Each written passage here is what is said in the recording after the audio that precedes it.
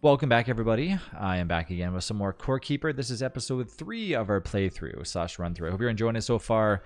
Our character is definitely enjoying it, so let's get started. So I want to try to find more copper if I can. Work towards potentially locating. I'm going to take this out of our main inventory space in case I find some other cool stuff. Try to find some new things. We got some tin. Let's smelt it because we're going on a little bit of a road trip. And I don't really want to focus on making anything else at the moment. I am trying to shoot on this episode to try to get some slime. So if you look on our map right now, we haven't really revealed too much, but eventually we want to try to locate slime. Slime is going to be, there's the little boss that's here. This is the slime boss, but I don't want to spoil it too much, so keep that in mind. So I'm going to keep our torches in our inventory so we don't really lose them, and then let's go starting to explore. What I usually like to do in these runs is kind of follow suit on a line. So you kind of just go in a line and then, you know, see where your character takes you. It will be better when you have a torch. Trust me, it's going to get so much easier. We're going to like wander around. I mean, not torch, a lantern. Because the lantern is going to sit in our passive spot. Our character won't hold it, but it'll just glow. And then eventually other things will kind of do it for us. There's like things like different armor, I think, that has built-in glow to it. So you can also, I could also eat one of these glow things and it will make your character glow for a short period of time. But I'm not going to do that because that's only a temporary thing. But you know what? There's one right here. So why don't we just show what the effect looks like? It looks pretty cool. It's like a small little glimpse into what to expect when you are playing Core Keepers. So, you know, I might as well just do it, right? It's been a while since I just ate one by itself anyways. So let's go like here. You can also hold it, it'll glow too, but you can also eat it. Or wait, eat it. There you go. And see, now I'm gonna glow for a while. I don't know how long you glow for. It probably tells you in the description of the actual glow thing. There's a huge field of copper here, so I'm gonna try to grab that.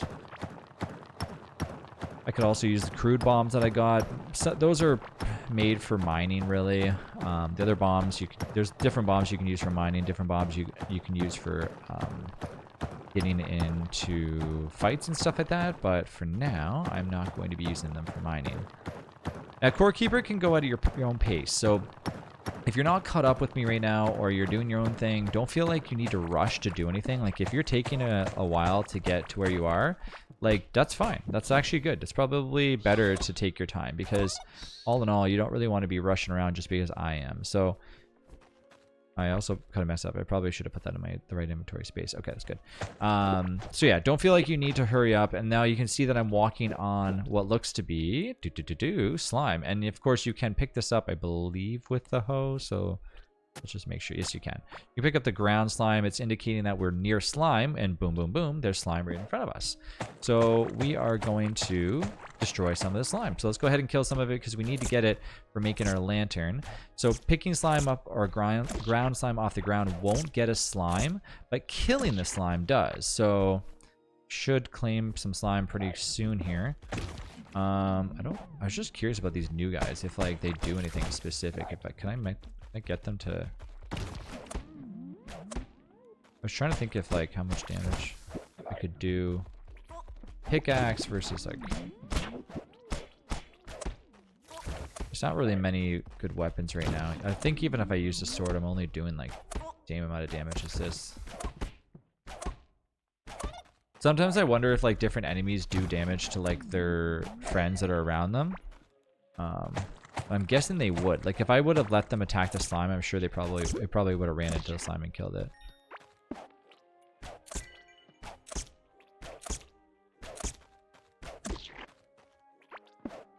Don't think I've gotten any slime yet, so there we go. The first slime, I think. Yeah, there's the first slime. I need 3 of them. And we will get lots. As we explore more areas, there will be like giant slime stuff. I think probably we might be here already. I don't know. I'll leave some of the wood. Oh, there's a chest. Let's grab that. I love that they added chests into this game. It's really nice to finally just like come across like some random treasure. Kind of encourages you to explore more. There's just like so much stuff.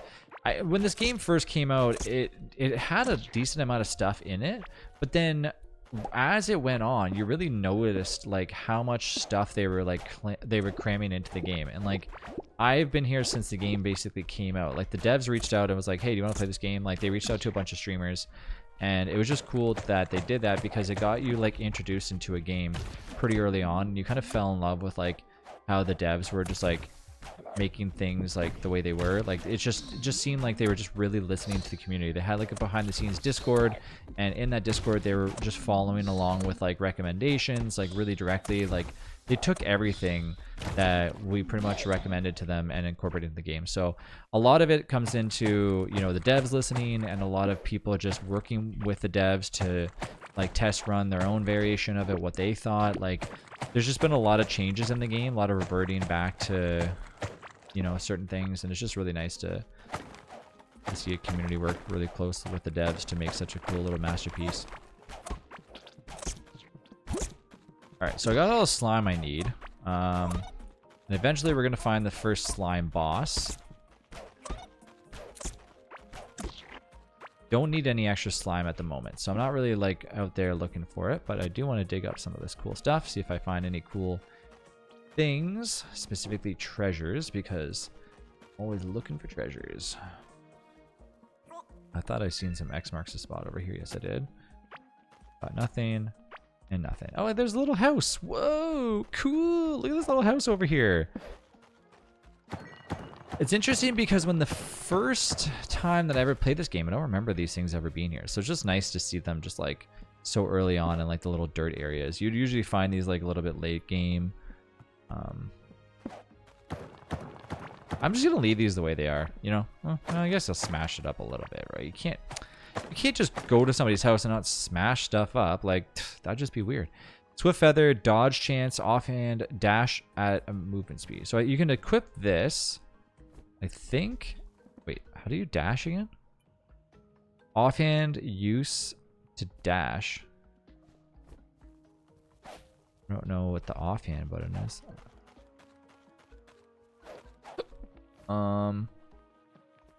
What if I put it in my own hand? Wait, do I have to equip it? I forget how this works. Hold on a second here.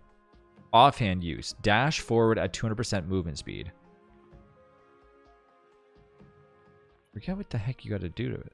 Max HP and range damage. I don't really care about that right now. The tunic is the same thing as before. Let's go in the controls again. I'll probably say offhand. I wish that there was a search thing. You can just type in like off or something. Interact with object E. Toggle. Sort, ping, accelerate, vehicle, W, reverse, no.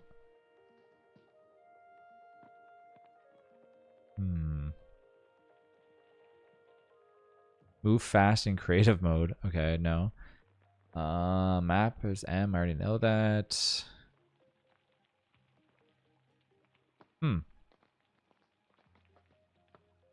Next item, previous closed. Maybe I'm crazy. I don't know why I can't remember what. Use offhand a spacebar. What? Oh, why am I so...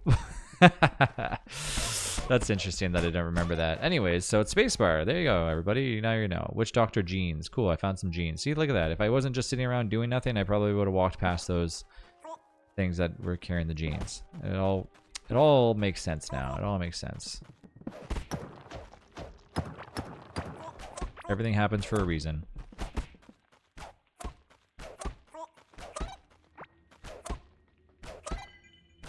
I'm hoping we can try to locate the slime boss. It shouldn't be too far away from our base. I think we're getting a little bit further away from it.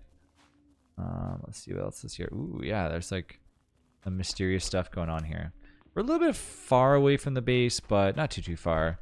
And don't worry, you will be getting a lot further away down the road. So if you're playing right now and you're like, man, I'm getting a little bit scared, I'm pretty far away from the base. Sometimes when you eventually are playing for hours and hours and hours, you're going to end up on like this area and you're going to be need to be over here. But don't worry, there's ways of getting back that are pretty easy, so don't worry about that. Now, if you are playing with other players, you know, feel free to have one person doing different things, because things will get overwhelming pretty quick. Like I always have one friend who enjoys doing like a lot of the decorating and like getting the stuff ready at the base for like our next battle and stuff. Just nice to kind of see people working together. Okay, so I got some soup here. I'm gonna put the food in here because I don't need it at the moment. So let's dump all this stuff. Press R to sort. Press Q to quick stack. And we got our slime stuff. I'm going to go over to our little anvil that we just got done doing stuff. And I'm not going to get anything from it, but I'm going to lantern. Then I'm going to open the lantern and press Q. And there we go. Now I can finally wander around in the darkness without having to worry about carrying a torch. It's not much right now, but it's enough to kind of get by. And that's what we've been looking for this entire time, is acquiring that lantern. So if you finally have it, you're probably going to be going, wow, that's so beautiful. I'm so happy that I finally have this lantern. Of course, if we have anything that we want to smelt, I'm going to chuck it in there right now just because why not?